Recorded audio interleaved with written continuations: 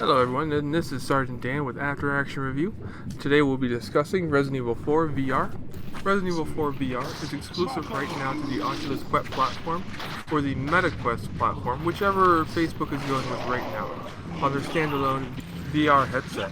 First off, I wanted to go ahead and discuss the controversy in the game right now. The developers decided that it would be keen to remove certain dialogue from the game, which over time I'm guessing the market no longer agrees with or no longer wants in the type of environment they're trying to facilitate. So certain things were taken out of the game. People were upset. People that were happy about this were never going to buy this game in the first place. So a long story short, I think that it was pointless to do any of this. This should have kept the game after the VR porting to pretty much just keep it as the game was. Beyond this, there was really no point to it. But honestly, I digress, so let's go ahead and get into what this game is. So in the long run, this is definitely just a port of a game that used to run on exclusive console or PC platforms. In the long run, it feels more of a rudimentary VR instead of an actual exclusive VR experience. But in the long run, it's still not fake VR like they tried to spin with Resident Evil 7 on the PlayStation VR, which is more like a disappointing VR experience than an actual, even rudimentary like this game VR experience is actually supposed to show. It pales in comparison to a game like The Walking Dead Saints and Sinners, which is probably one of the best examples of full VR storytelling along with gameplay that you will ever get to experience in VR as of my knowledge of this time. There can be another number of great experiences in VR that you can see. But right now, Walking Dead Saints and Sinners is, bar none, the most amazing experience in VR, especially compared to a game like Resident Evil 4 VR. On a side note, this wasn't a part of the original script, but I'm wondering if they're going to try and do Resident Evil 5 next, because that'd be an interesting concept of having co-op inside of a port just like this game brought over to VR. So let's go ahead and talk about Resident Evil 4. This game came out after Resident Evil 3. It had so-so sales, but in the long run, this is the game that reinvigorated the genre itself.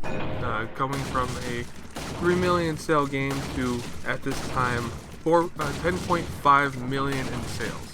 It was a shift in design for Resident Evil games, just not in the aspect of weapons, the actions, and the combat, but the enemies and how your perspective on the character and its environment changed compared to Resident Evil 1 through 3 at the time. Although in the long run, honestly, I was a bit sad to see the zombie enemies from the first 3 games having to go, because as a giant zombie fan myself, this is probably what brought me to the series in the first place. But at this point, I feel the understanding for this game is probably already experienced and understood by most of the fan base. After having 10 million sales, the story's probably been out there a dozen or so times. So we all already know the stories and how it plays out and everything, but what does VR add to a game like this? What perspectives change? What can you do differently? What makes the game unique now that it actually has a new perspective in the first-person aspect? So with the change in perspective, people are going to be curious of how does this actually translate into a VR experience? Well, as you know, it does pretty much meet its normal standard of VR. You get 4 slots, which can follow Saints and Sinners a bit. You get 4 slots: left shoulder, right shoulder, that would be your big gun; your right hip, which will be your pistol; your left chest, which will be your knife; and, well, I mentioned the left shoulder, but I didn't say what it was, which is your healing item. Unfortunately, when you look down, all you do get to see is the holster where your ammo is, where your gun is, your knife, but beyond that you don't see your individual body, which is where the full VR experience kind of loses it for me. On top of that, you definitely feel like you're running around much faster. I feel like it's much faster than a normal sprint would be for the Resident Evil 4 game if you're actually in a controller environment. This game definitely feels like you're running extremely fast for what Leon should be capable of, and it does at that point kind of destroy the immersion because easily dodgeable attacks, Your hitbox is way larger than it ever could have been because you're getting hit from attacks that definitely don't feel like they should be hitting at that range, but it's happening. But in the long run, for a proof of concept game that seems to work really well, it has me excited for the future that could bring Dead Space onto our eyes, which would be something that would really be way more exciting than Resident Evil 4 could ever be, for me at least. But that's just me. I could be completely wrong and people really don't want something like Dead Space. A way more horror-centric game than this one, but definitely something that I believe would be a way more compelling experience in the long run if it was put into VR as well. But I digress. So something that really hit me when it got to this game was how certain things became way easier than I could have ever have expected, because when you're on PC, it's definitely easier to aim. Console, not so well. This on VR was the easiest aiming experience I've ever thought I could have experienced in a game like this, because it was so easy to aim with the red laser sight on any weapon that the shooting range became a joke, even for weapons that seemed almost impossible, where you were just using one set of weapons to the entire shooting range on console or PC. I could use any gun and destroy any score at any time. That's how easy aiming got for this game. But it didn't just end there with the aiming.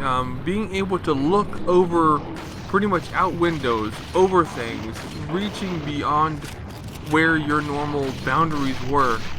It definitely was a brand new experience to discover everything in the game all over again, because it felt like you could actually reach out and touch everything you missed before, because that you were locked into a third-person perspective, but now you're locked into his own eyes. I was shooting shots out of a window that would never be possible in the actual game, at enemies outside of the chief's house, which should not be remotely a thing that you could do when you're stuck in the third-person perspective, regardless if you have the sniper rifle or not. But you can now do it with any weapon. You can now do things that you could never have imagined in the original game now.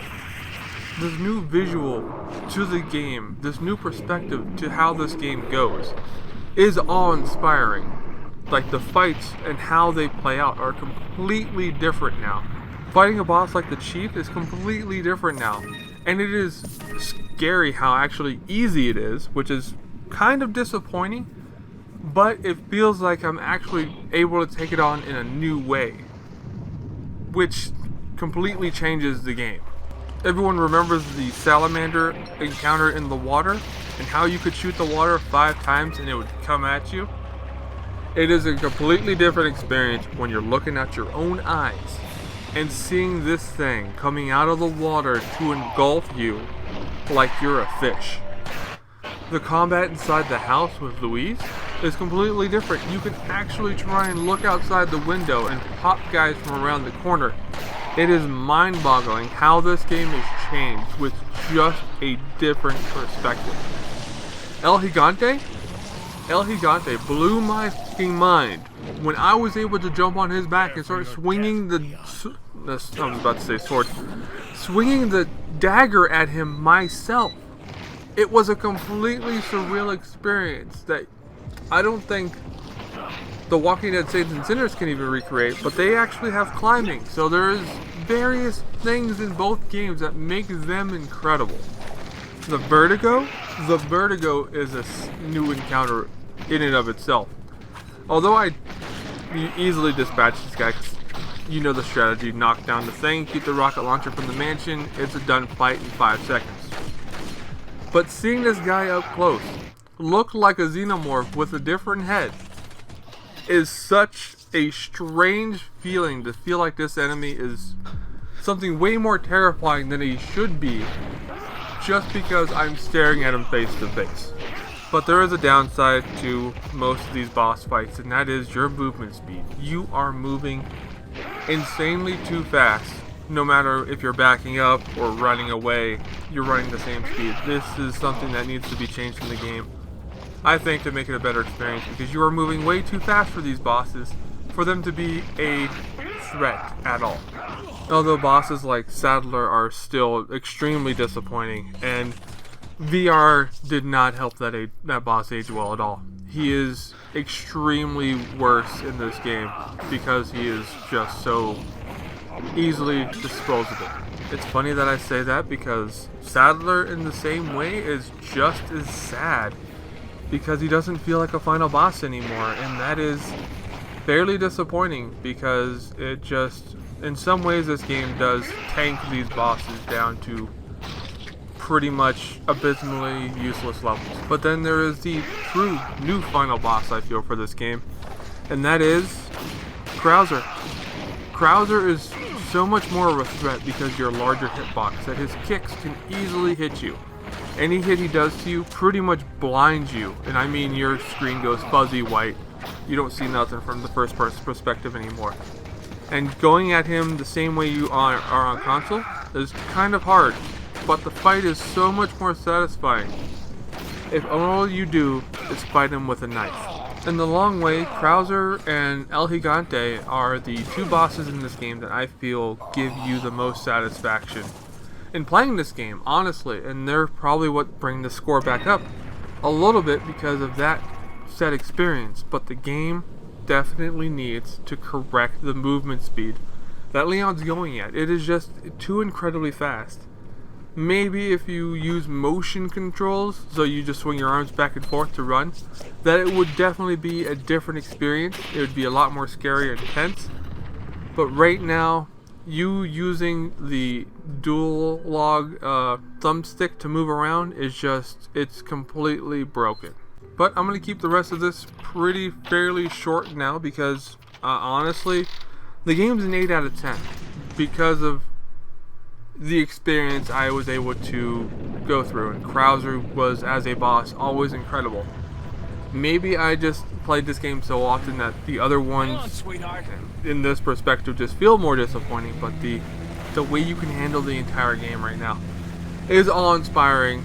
It's beautiful, and I definitely do thank them for the shift in perspective to allow me to enjoy this game in a new light. But when it comes to ports down the road, I hope they just don't try and meet standards of this moving to VR.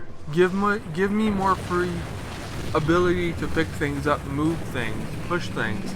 I know that probably is locked down to this game because of certain aspects, but like in something like Dead Space, I could kick around buckets. Let me be able to pick up and throw the buckets. Just give me more of that 100% open VR feeling, along with giving me a body, because I'll be honest, if they do Dead Space next, looking at a Necromorph's claws through my chest would probably be the most surreal experience that I have ever gotten to have in VR so far. Well, thank you guys for watching. This is Sergeant Dan with After Action Review. Y'all have a wonderful evening, and I will see you tomorrow. Y'all know what's going on tomorrow. Xbox is 20 years.